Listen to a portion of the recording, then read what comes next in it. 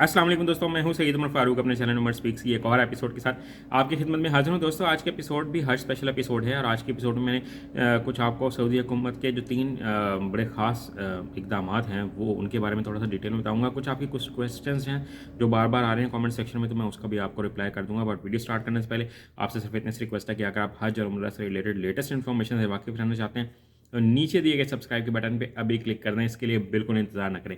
जी तो दोस्तों बात कर लेते हैं सबसे पहले कि सऊदी हुकूमत ने कौन से बेहतरीन तीन इकदाम किए हैं। सबसे पहले तो जो उनका ज़बरदस्त एक स्टेप ये था कि उन्होंने किस्तों पे हज की इजाज़त दी सऊदी सिटीजन्स को कि आप किस्तों में हज की कीमत अदा कर दें। वो तकरीबन 4,000 रियाल से 11,000 13,000 रियाल तक का पैकेज है, तो उसको किस्तों में अदा कर सकते हैं। बट अब उन्होंने सऊदी एयरलाइन को ये जनाब हिदायत जारी की हैं कि आप जो एयरलाइन का टिकट है उसको भी आप किस्तों में यानी कि कन्वर्ट कर दें। अब ये किन लोगों के लिए है? ये सिर्फ सऊदी अरब के करीब करीब के इलाकों के लिए है, सऊदी सिटीजन्स के लिए है जो दूर दूर शहरों में रहते हैं, या पूरी दुनिया से जो लोग सऊदी एयरलाइन पे आएंगे उन सब के लिए है। इसकी तफसीलात आना बाकी हैं, तो जैसे उसकी अपडेट आएगी मैं वो भी आपको अपडेट कर दूंगा। ये सबसे बेहतरीन स्टेप है। अगर इस तरह से इम्प्लीमेंट वो अपने सिटीजन्स के लिए करें या पूरी दुनिया के लिए लोगों के लिए कर दें तो सऊदी एयरलाइन काफ़ी बेहतर काम करेगी। जो दूसरा इकदाम है वो ये कि जो लोग अपने पैकेज के यानी कि प्राइस पे कर चुके होते हैं, यानी कि हज की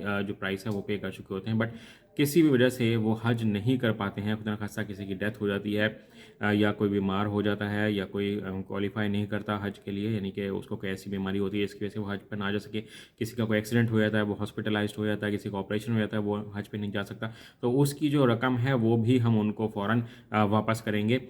तो ये बड़ा ज़बरदस्त इकदाम है क्योंकि उसमें पहले बहुत ज़्यादा लेट हो जाते थे और उसकी पूरी वेरिफिकेशन होती थी, तो अब उन्होंने प्रोसीजर आसान कर दिया है और वो पैसे जो हैं वो लोगों को वापस मिलना शुरू हो जाएंगे। जो तीसरा बेहतरीन स्टेप है जो उन्होंने अपने ट्विटर अकाउंट पे शेयर किया है वो ये कि जितनी भी ख़वातीन हैं जिनके साथ महरम नहीं हैं तो वो अब विदाउट महरम भी हज के लिए जा सकती हैं। इस पर अब मुख्तलिफ उलमाए कराम जो हैं, जो मुफ्ती साहिबान हैं, उनकी डिफरेंट आरा हैं, तो आप लोग देख लें कि जैसे आपको सही लगे किसी से मशवरा ले लें, किसी मुफ्ती से आप फतवा ले सकते हैं। उस पर मुझे भी कॉमेंट सेक्शन में बहुत ज़्यादा सवाल आ रहे हैं कि हम जाएँ या ना जाएँ, जा सकते हैं या नहीं, तो मैं इसका तो जवाब नहीं दे सकता। आप किसी से मशवरा ले लें, सऊदी गवर्नमेंट की तरफ से इजाज़त मिल चुकी है, आप बगैर महरम भी हज अदा कर सकती हैं जो ख़वातीन हैं। अब बात कर लेते हैं, बहुत से लोग क्वेश्चन ही पूछ रहे हैं कि जनाब हज रजिस्ट्रेशन कब स्टार्ट होगी।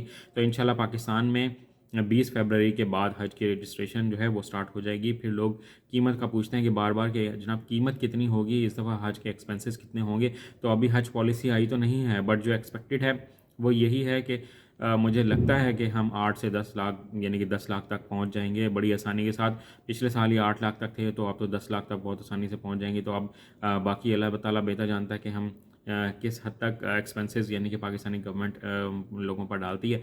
तो आज के अपडेट में यही आप लोगों के साथ शेयर करना था। अगर चैनल पर नए हैं तो चैनल को सब्सक्राइब कर लीजिएगा और वीडियो को लाइक शेयर ज़रूर कीजिएगा। और अगर कोई क्वेश्चन है तो आप कमेंट सेक्शन में पूछ सकते हैं। अगर मुझे इस बारे में इल्म होगा तो मैं आपको ज़रूर इन्फॉर्म कर दूँगा। अपने घर वालों को बहुत ज़्यादा ख्याल रखिएगा। हज उम्रा पर जाए मुझे अपनी दुआ में याद रखिएगा। अल्लाह हाफ़िज़।